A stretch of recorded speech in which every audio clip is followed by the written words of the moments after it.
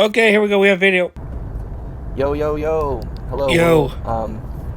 I'm kind of feeling pretty casual, but I don't want to feel too casual about sharing some really important, special things, sacred things. Don't want to be cavalier about it. But this is at the request of my good friend, Eric Loves Christ, on YouTube. Shout out to me. He's awesome.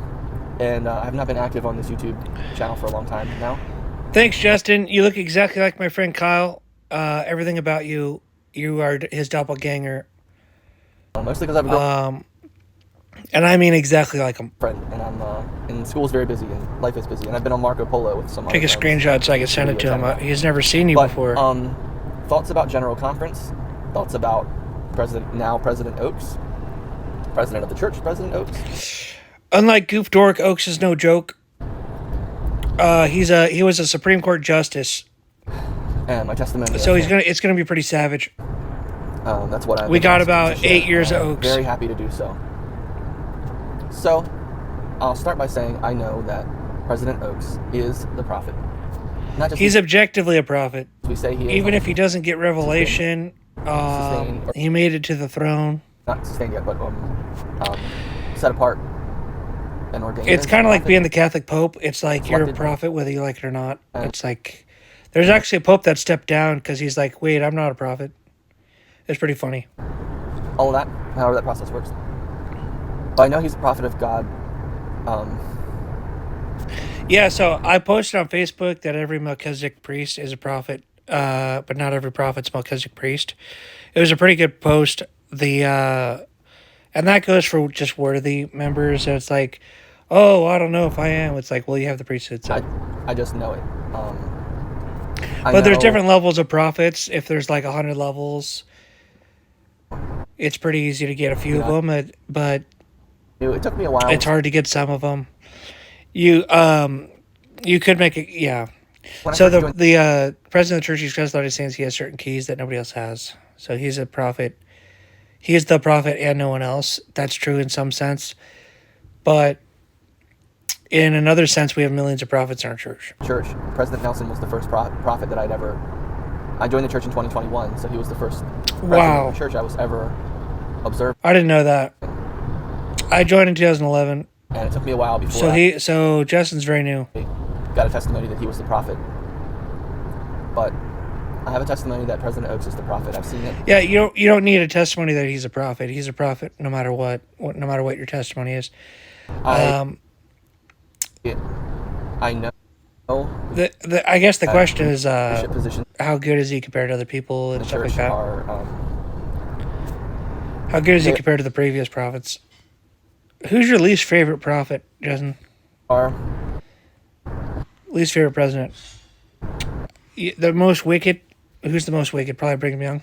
the whole system is created by God, given to us by revelation. They're all righteous, though. So the whole process of having 12 My least favorite is Hinckley. apostles and the whole process of how that happens, the first presidency, a young men's presidency. And I've never heard of Hinckley misspeak, so it's not because of his doctrine. It's because he's just an old guy.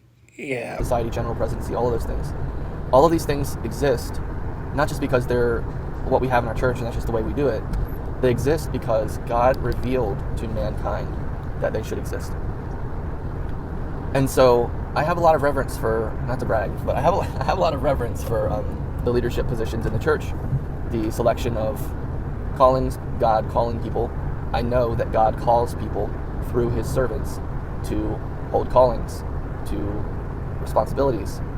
And I know that President Oaks has been called by God to be the prophet. It's not just, and you can cut it down and you can say, oh well, he's just the prophet because he was the most senior apostle. So there you go. That's why. Well, that's not true. Because he's not the prophet just because he's the senior apostle.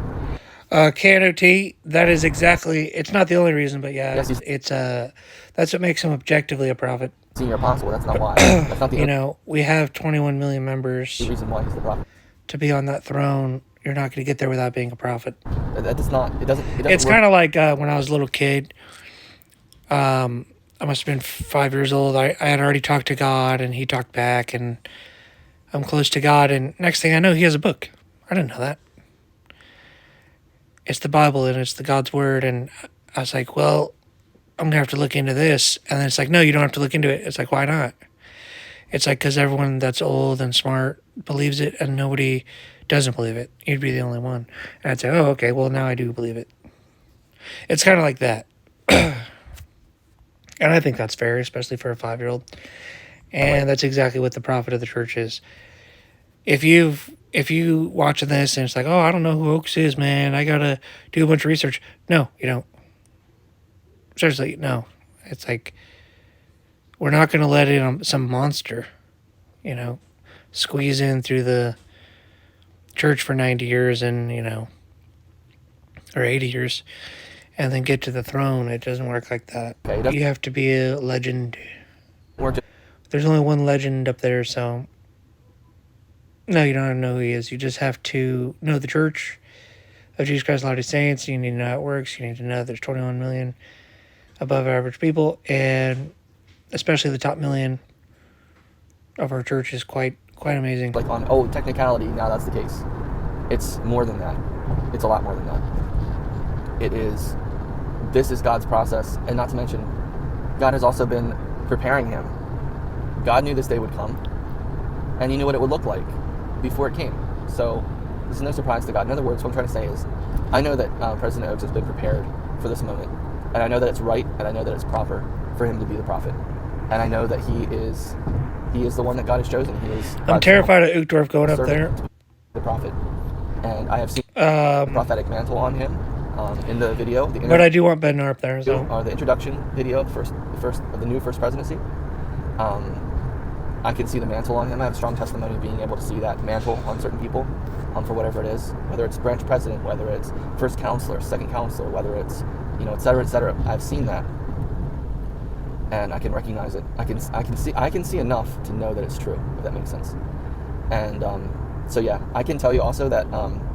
So I actually got to go to the Washington D.C. temple rededication. This is a pretty cool story, by the way. I'm excited. I'm excited to share this with you. So the temple was under reconstruction when I joined the church, the DC temple, my temple. And eventually it was rededicated. They did an open house on it, and I got to go to the open house and show my friends and family, which was awesome. Some of them, got to show some of them, not all of them for sure, some of them. And it was awesome. And then afterwards, I was extremely blessed to be given tickets to the rededication by my branch president, that I could bring 2 people with me.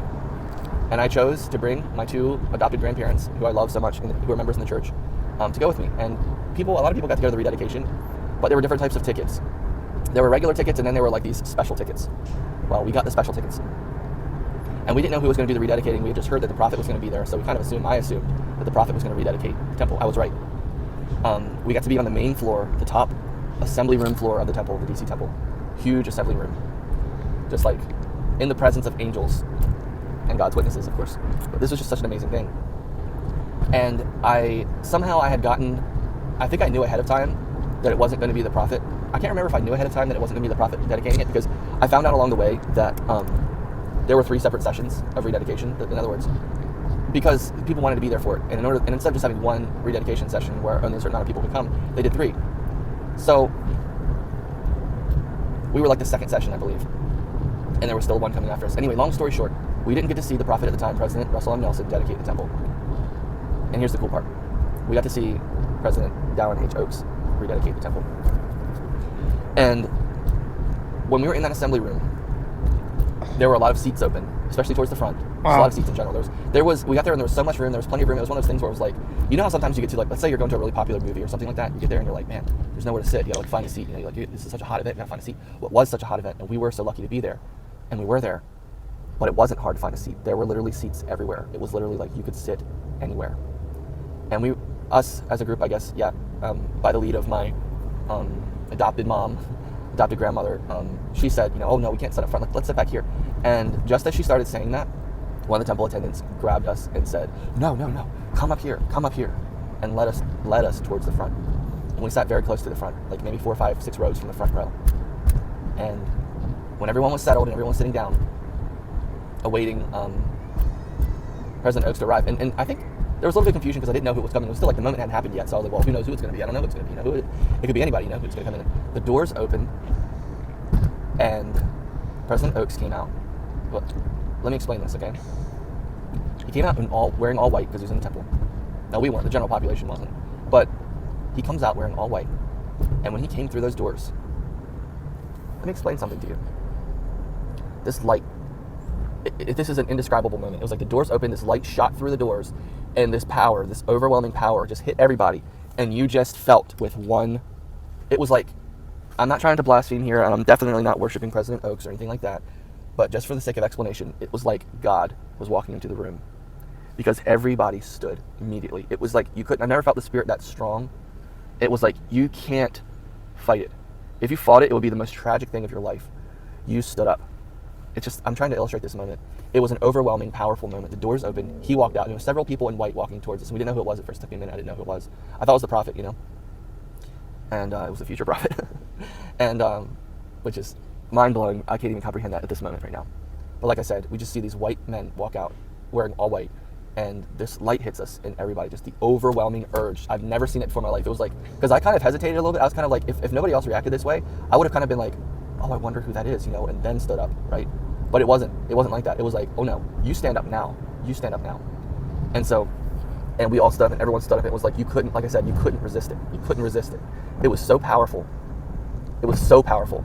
We all stood up, and he walked in, and here's the kicker. You ready for this? You ready for this kicker? I may have shared this in the past at some point in the past, but anyway, this is just so apropos, and this is the reason. This is one of the reasons why I'm telling this story. Well, because it's about President Oaks. But you know who else walked out with him? Guess who else walked out with him?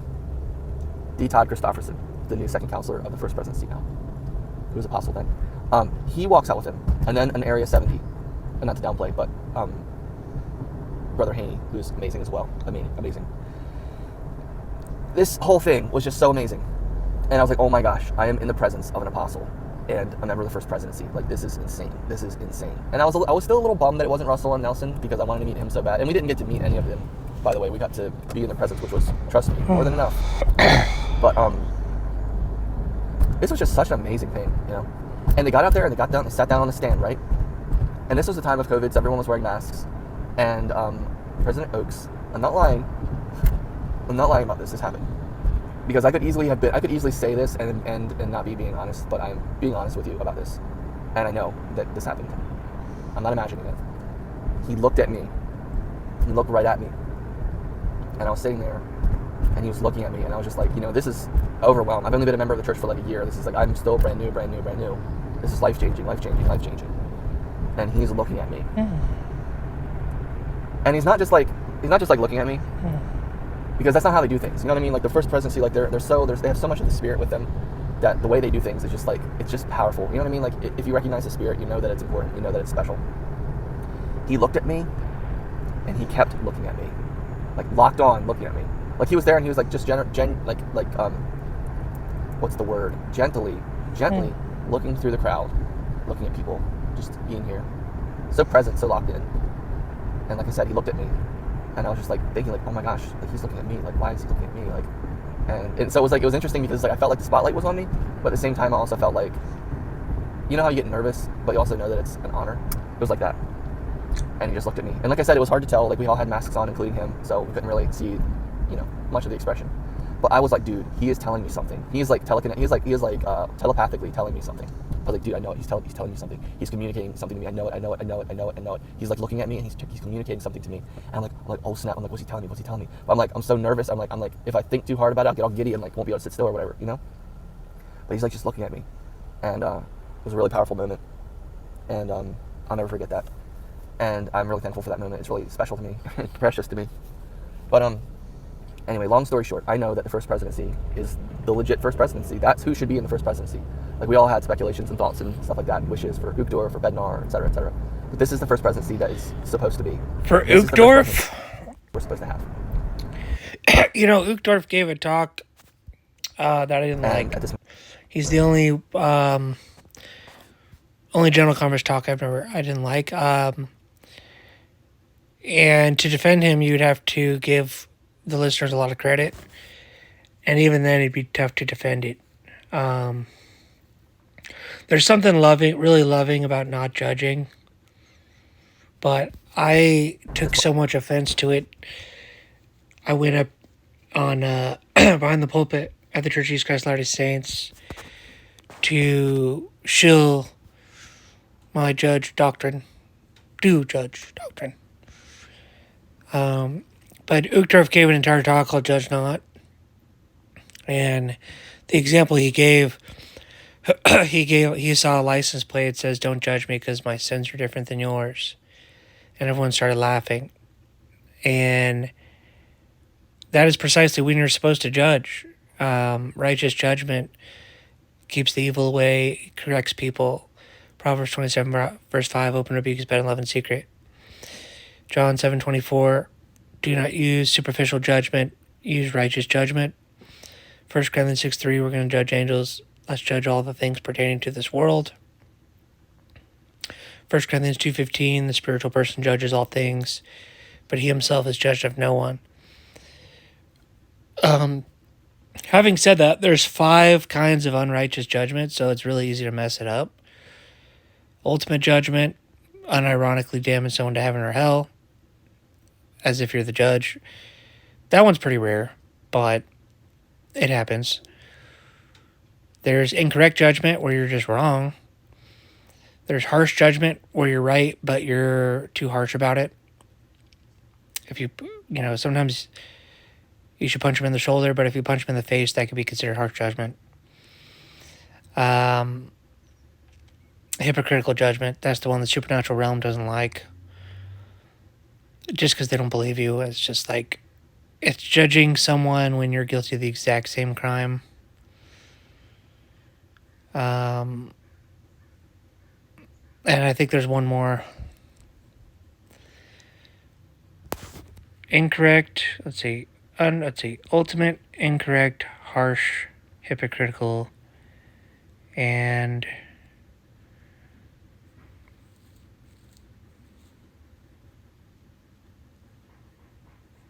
I'm trying to think of the other one.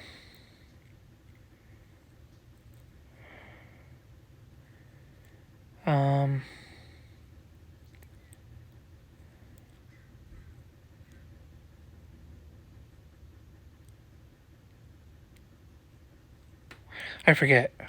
But anyway, those are 4. Uchtdorf gave a talk on not judging. So the whole talk was a disaster. And I even heard Thomas S. Monson do that. He quoted, actually the most quoted verse in the Bible is Matthew 7:1, judge not, that you may not be judged. Jesus was simply shorting the hypocritical judgment.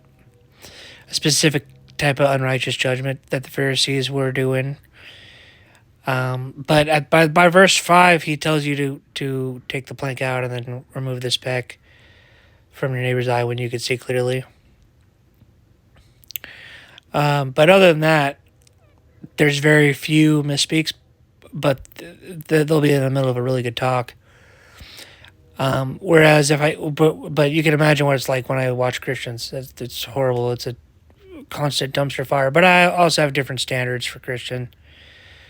I don't expect much, but my expectations are very, very high for General Conference, and a lot of times they do hit a home run off the 105-mile-an-hour fastball, which is pretty impressive because, like, they're really good. They're really smart. They're really good at protecting themselves. They use a lot of analogies, long esoteric parables and stuff. But every year, every 6 months, I'll do a watch a General Conference till I spot a mistake. And the one that I stopped the video on this time was actually on a woman quoting Oakes. And Oakes said one of the best ways to learn doctrine is from the hymns.